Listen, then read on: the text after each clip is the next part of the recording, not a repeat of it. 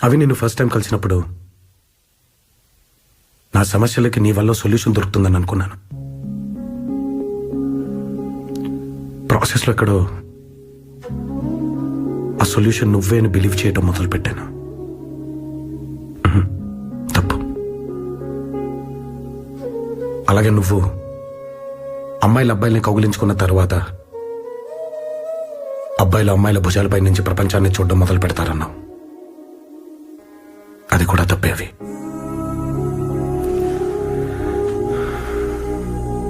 ఎందుకంటే ప్రతి అబ్బాయి ప్రపంచాన్ని గెలుద్దామనే బయలుదేరతాడు నాలాగా. అతనికి దారిలో నీలాంటి ఒక అమ్మాయి కలుస్తుంది.